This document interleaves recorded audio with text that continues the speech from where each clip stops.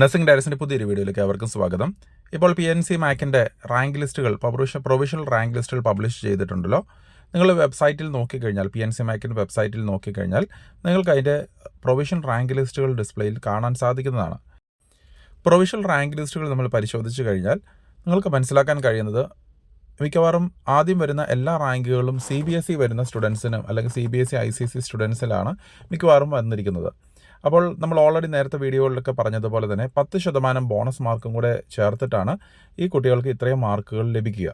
കാരണം ഈ ഒരു സ്റ്റുഡൻസിനെ സംബന്ധിച്ചെന്ന് പറയുമ്പോൾ മറ്റൊരു ഓപ്ഷൻസ് ഒന്നും സ്വീകരിക്കാൻ സാധിക്കുകയില്ല. കാരണം ക്രിസ്ത്യൻ മാനേജ്മെൻറ്റിലായാലും മറ്റുള്ള LBS പോലെയുള്ള മറ്റുള്ള അസോസിയേഷനുകളിലായാലും അവർ കറക്റ്റായിട്ടുള്ള മാർക്കുകൾ തന്നെയായിരിക്കും, യാതൊരു ബോണസ് മാർക്കുകളും ലഭിക്കുകയില്ല. അതുകൊണ്ട് തന്നെ നമ്മൾ നോക്കിക്കഴിഞ്ഞാൽ ആദ്യം വരുന്ന റാങ്ക് ലിസ്റ്റുകളിലെല്ലാം തന്നെ CBSE സ്റ്റുഡൻസാണ് ഇടം പിടിച്ചിരിക്കുന്നത്.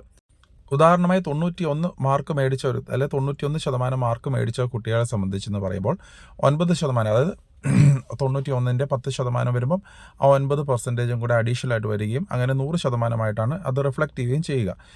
ഇങ്ങനെ വരുന്ന സാഹചര്യത്തിൽ ആദ്യം വരുന്ന എല്ലാം തന്നെ CBSE ICSE അങ്ങനെയുള്ള കാറ്റഗറിയിലുള്ള കുട്ടികളായതുകൊണ്ട് തന്നെ യാതൊരു കാരണവശാലും അവിടെ നിന്ന് അവർ ക്യാൻസൽ ചെയ്യാനുള്ള സാധ്യതകൾ കാണുന്നില്ല.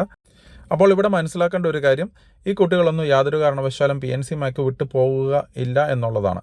അതുകൊണ്ട് തന്നെ താരതമ്യേന ഈ രീതിയിൽ റാങ്കിൽ മികച്ചു നിൽക്കുന്ന കുട്ടികളെല്ലാം തന്നെ ഏറ്റവും റെപ്യൂട്ടഡ് ആയിട്ടുള്ള ടോപ്പ് ലെവൽ കോളേജുകളിലേക്ക് അഡ്മിഷൻസ് എടുക്കാനുള്ള പോസിബിലിറ്റി കൂടുതലായിട്ട് കാണാൻ സാധിക്കും. അപ്പോൾ നമ്മളൊരു കാര്യം ശ്രദ്ധിക്കേണ്ടത്, താഴേക്ക് വരുന്ന കുട്ടികൾ ഒരു പക്ഷേങ്കിൽ സ്റ്റേറ്റ് മെറിറ്റിലുള്ള കുട്ടികൾ അല്ലെങ്കിൽ സ്റ്റേറ്റ് HSC പഠിച്ച കുട്ടികളാണെന്നുണ്ടെന്നുണ്ടെങ്കിൽ അവർക്ക് മറ്റു ഓപ്ഷൻസ് ഇല്ല എന്നുണ്ടെങ്കിൽ മാത്രമായിരിക്കും താഴേക്കുള്ള കോളേജുകൾ ലഭിക്കുക. നമുക്കറിയാവുന്ന പോലെ തന്നെ ഏകദേശം 50ഓളം വരുന്ന കോളേജുകളാണ് PNC മാക്ക് ലിസ്റ്റിൽ ഉണ്ടാവുക. ഇവയിൽ തന്നെ നോക്കിക്കഴിഞ്ഞാൽ 1500ഓളം സീറ്റുകളാണ് മാനേജ്മെൻറ്റ് സീറ്റുകളായിട്ട് വരിക. അതിൽ തന്നെ മിക്കവാറും 400ഓളം സീറ്റുകളൊക്കെ NRI കാറ്റഗറിയിലുള്ള സീറ്റുകളായിട്ടായിരിക്കും മാറ്റിവെച്ചിരിക്കുന്നത്.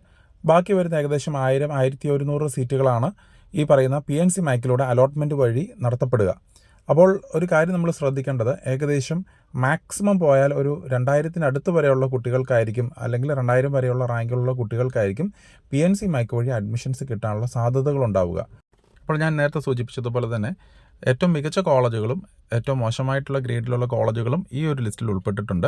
അപ്പോൾ മാർക്ക് കുറവുള്ള കുട്ടികൾക്ക് ഏറ്റവും താഴെ ഗ്രേഡിലുള്ള കോളേജുകളായിരിക്കും ലഭിക്കാൻ സാധ്യതയുള്ളത്. അതുപോലെ തന്നെ മറ്റൊരു കാര്യം, ഇതൊരു പ്രൊവിഷണൽ റാങ്ക് ലിസ്റ്റാണ്. നിങ്ങൾക്ക് എന്തെങ്കിലും സംശയങ്ങളോ എന്തെങ്കിലും മാറ്റങ്ങളോ വരുത്തണമെന്നുണ്ടെന്നുണ്ടെങ്കിൽ ഈ ഒരു സമയത്തിനോടകം തന്നെ PNC മാക്കിൻ്റെ ഹെൽപ്പ് ഡെസ്കിൽ, അത് help@pncmac.in എന്ന് പറഞ്ഞിട്ടുള്ള ആ ഒരു ഇമെയിലിൽ നിങ്ങൾ ആപ്ലിക്കേഷൻ നമ്പരും കാര്യങ്ങളും നിങ്ങൾക്ക് എന്താണ് വ്യക്തമാക്കാനുള്ളത് ആ കാര്യങ്ങളെല്ലാം മെൻഷൻ ചെയ്തുകൊണ്ട് ഈ ഒരു സമയത്തിനുള്ളിൽ അപേക്ഷിക്കേണ്ടതായിട്ടുണ്ട്. ഒരു പക്ഷേങ്കിൽ നിങ്ങൾ മാർക്ക് കൺവേർഷൻസ് ഒക്കെ വന്നു കഴിഞ്ഞപ്പോൾ നിങ്ങൾക്ക് മാർക്ക് പ്രതീക്ഷിച്ചതുപോലെ വന്നിട്ടില്ല എന്നുണ്ടെങ്കിലും നിങ്ങൾക്ക് തീർച്ചയായിട്ടും ഈ PNC മാക്കിനെ കോൺടാക്റ്റ് ചെയ്യേണ്ടതായിട്ടുണ്ട്. മെയിൻ റാങ്ക് ലിസ്റ്റ് വരുന്നതിന് മുന്നേ വേണം ഈ പറഞ്ഞ കറക്ഷൻസ് എല്ലാം ചെയ്യുവാനായിട്ട്. അപ്പോൾ നിങ്ങളുടെ ആപ്ലിക്കേഷൻ നമ്പർ ടൈപ്പ് ചെയ്ത് നിങ്ങൾ കൊടുത്തു കഴിഞ്ഞാൽ നിങ്ങൾക്ക് കറക്റ്റായിട്ട് നിങ്ങളുടെ റാങ്കും മാർക്കുകളൊക്കെ ഇവിടെ കാണുവാനായിട്ട് സാധിക്കുന്നതാണ്. അപ്പോൾ മറ്റൊരു അപ്ഡേറ്റുമായി ഉടൻ തന്നെ കാണാം. നന്ദി.